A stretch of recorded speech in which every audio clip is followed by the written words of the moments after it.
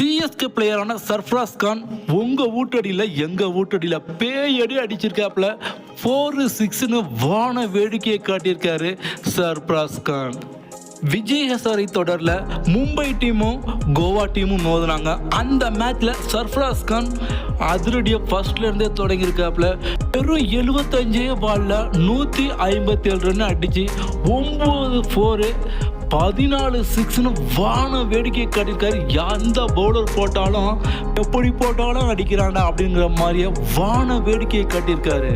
சமீபத்தில் நடந்த IPL mini இடத்துல எந்த டீமுமே ஃபர்ஸ்ட் ரவுண்டில் சர்ஃப்ராஸ் கானை எடுக்கவே இல்லை.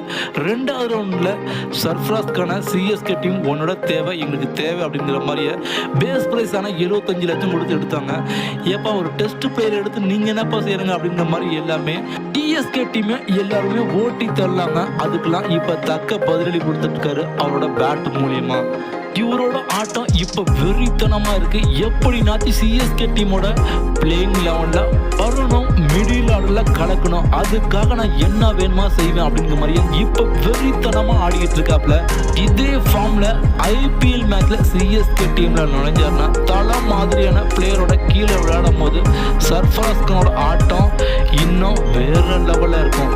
ஒவ்வொரு பிளேயரும் தன்னுடைய திறமையை வெளிப்படுத்த கதவை தட்டுவாங்க. ஆனால் சர்ஃப்ராஸ் கான் மாதிரியான பிளேயர்கள் கதவை உடைச்சிக்கிட்டு வர்றாரு. அந்த அளவுக்கு அவர்கிட்ட வெறித்தனமான ஆட்டம் இருக்கு.